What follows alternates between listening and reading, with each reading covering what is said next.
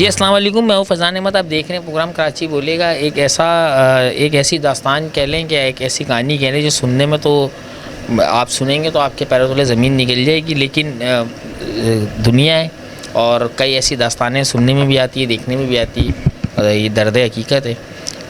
एक माँ जिनकी 3 बेटियाँ और 3 बेटे हैं तो बेटियों ने तीनों ने भाग की शादी की। अब वो भाग की शादी करने के बाद अब बेटियां जो हैं अब कहती हैं अपनी माँ से कि जी आपके 2 घर हैं और ये 2 घर में से एक घर हमारे आप नाम करें, एक हमें घर दे दें। और ना देने पे माँ के इस जवाब पे कि भाग के शादी करने पे मैं तुम लोग को क्या दूँ क्या नहीं दूँ, मेरी तो पूरी इज़्ज़त ख़ानदान में मोहल्ले में ख़राब हो गई है भाग के शादी करने से। तो यही काम इज़्ज़त से हो जाता तो बहुत सी चीज़ें मैं आप लोग को देती, अब मैं क्या दूँ तुम लोगों को। तो उन्होंने इस बात को इतना हवा बना दिया कि माँ को मारा भी और थाने तक भी ले गए।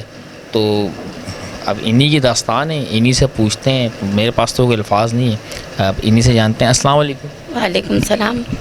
ऐसा क्या वाक़या हो गया, बेटियां आपके ख़िलाफ़ हो गई और बेटे आपके ख़िलाफ़ हो गए, आपने पाला पोसा, फिर ये ऐसा क्या हो गया अचानक से कि सब आपके ख़िलाफ़ हो गए? बेटा मैं जो हूँ ना नमाजी परहेज़गार हूँ, मैं दीन इस्लाम को मानती हूँ।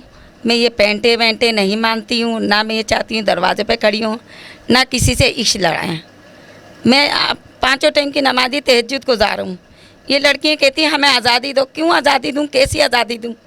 आज़ादी उसको बोलते हैं जो लड़का लड़की घूमते हैं या माँ की इज्जतों को जो ना तार तार करते हैं। आज़ादी वो है कि माँ की इज्जत को लेके बैठो, नमाज पढ़ो, रोज़ा रखो, जाओ महल्ले पड़ोस में जाओ, मिलादों में जाओ, कुरान खानियों में जाओ। ये थोड़ी कि तुम अपनी मर्ज़ी से शादियाँ कर लो फिर बाद में बोलो हमें हिस्सा दो, हमें दान देश दो। इतना मुझे मारा, इतना मारा, मेरे 4 महीने का बच्चा था पेट में कि मेरे पेट में लात मारा उस बच्ची ने, फरानाज ने, फरहीन ने और फरिया ने। यहाँ से मार के मेरी बच्ची लेके चली गई हैं कि मैं अपने देवर से शादी करूँगी। वो नशा करता है, आइस पीता है, वो चरस वो पीता है। उसके साथ मेरी बहन है, सास उसकी, उसने भी मुझे इतना बुरा मारा, इतना बुरा मारा। मेरा बेटा बता, मेरा दामाद बेटा, बहू बेटी भी थी। मेरे छोटे छोटे 3 बच्चे चीखे कि अम्मी की आंखें बनी है अभी। 3 दिन हुआ मेरी अम्मी की आंखें बनी हुई, तुम मेरी अम्मी को मार रही हो। तो ऊपर से कह मेरी बेटी बड़ी वाली उसको मारने के लिए खड़ी हुई। तो मेरा बड़ा बेटा कहता है कि तू उनको क्यों मार रही है, क्यों बोल रही है? तो कह रही है कि ये क्यों बोले। बेटे ने बोला माँ रंडी हो, ये छिना लो, माँ का रुतबा ये होता है।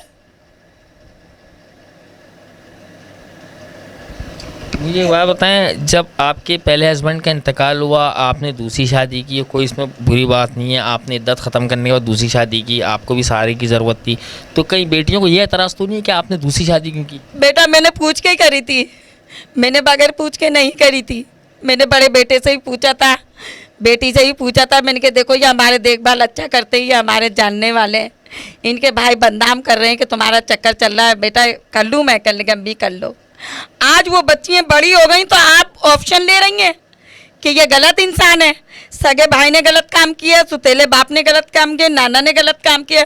पुलिस वालों ने बोला तुम प्रेग्नेंट नहीं हुई, तुम्हारी तबीयत खराब नहीं हुई, तुम ये झूठ बोल रही हो मकान के पीछे। ये मकान क्या चीज़ है? कुछ भी नहीं है। इंसान का ईमान जाएगा साथ में।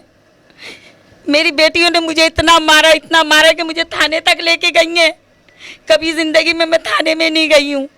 तो आपकी बेटियों क्या कहने का मतलब है कि भाइयों ने और ये सौतेले बाप ने और नाना ने हमारे पास हमसे ज्यादती की है, जिना किया मेरे साथ, झूठ बोला है ये। पुलिस वाले खुद बोल रहे हैं कि एक बंदे का नाम लेती तो कोई बात भी होता, ये 3 बंदे करेंगे तो तुम मरी नहीं, चलो तुम्हारी डॉक्टरी करवाए। और नाना की क्या उम्र होगी इनकी? नाना की उम्र है मेरे ख्याल से 60-70 साल है। और वो इस वक्त का है नाना? मलीर में बेचारों को मार के भगा दिया उनको। वो रात के 12:30 बजे गए यहाँ से रोते हुए अकेले। आपके दामादों का आपके साथ कैसा बिहेवियर? नहीं, मैं दामादों के साथ बिल्कुल सही हूँ। मेरा जो दामाद वो अब मेरी बेटी मानने आई थी, आसिम, वो मूवी बना रहा था, मेरे छोटे छोटे बच्चों को मार रहा था। वो इस मकान का लालची है क्योंकि मेरी बहन का बेटा है वो। वो ये चाह रहा है कि ये मर जाए किसी तरीके से, हम इसमें चारों भाई रहे इस घर के अंदर। मेहनत मैंने करी है, बंगलों में नौकरी मैंने करी है, मेरी बच्चियों ने भी की, मैं ये नहीं कही नहीं की, मेरी बच्चियों ने भी की है, लेकिन तुम इज्जत से इस घर से जाती तो मैं तुम्हें देती। अब जब मरूंगी जब दूंगी, लेकिन अब नहीं दूंगी जब मुझे मारा तुमने कुत्तों की तरह। मुझे इतना बुरा मारा है कि मेरे पास एमएलओ भी है, अस्पताल के, जिला अस्पताल के सब चीज़ें मेरे पास 5 नंबर के भी हैं। तो अम्मा अपनी बेटियों को बिठा के एक बात करने की कोशिश नहीं किया, आया क्या उनके साथ मसला है, क्या वो चाह रही है? वो कह, मैंने बात करी है तो कह रही है तुम अपने ससुराल जाओ, ये हरामी के बच्चों को लेके जाओ, बंगाली के बच्चों को, ये घर हमारा है, चाहे 6 बहन भाई का, हम इसमें रहेंगे, हमारा हक है। बताओ मैं कहाँ जाऊँगी? मैंने मेहनत नहीं करी, मेरे शौहर उसमें बेकरी में काम करते थे, शेफ थे बेकरी के, हेल्थ में काम करते थे, खूब माल पानी लाए तो खूब खाया, सब्जी उन्होंने बेची, मजदूरी उन्होंने करी। हाँ ऐसा होता कभी 6 महीने काम भी नहीं लगते, तो आज वो हटराम है।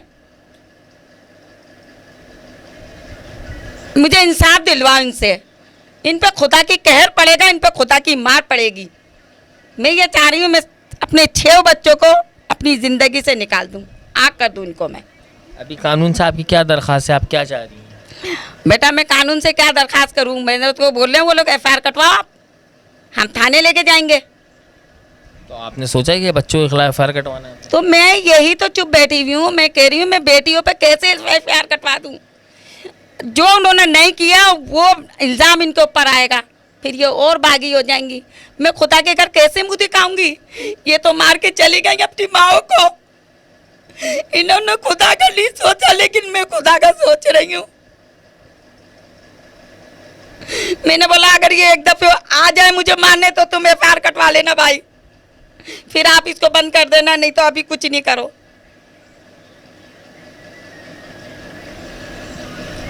जी आपने सुना, ये इनकी दर्द कहानी है, ये इनकी ज़िंदगी का एक हिस्सा बन चुका है और यही इनकी ज़िंदगी का एक हिस्सा है जो बता रही है कि अब ये ज़िंदगी का, मेरी ताहयात का ये हिस्सा बन चुका है। तो खुदारा मैं इस हिस्से से अपनी जात देना चाहती हूँ।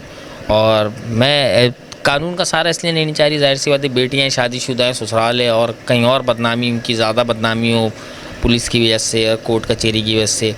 तो बहरहाल मेरे पास तो सिर्फ इतना ही अल्फाज है कि माँ के पैरों तले नीचे जन्नत होती है, इसी का थोड़ा एहतराम कर लें, ख्याल कर लें। आया कौन सही है कौन गलत है, आप वीडियो देखने के बाद खुद फैसला कर लीजिएगा। ज़िंदगी ने वफ़ा की, आपसे फिर होगी मुलाकात। फ़ैज़ान अहमद को दें इजाज़त, फ़ी अमानिल्लाह।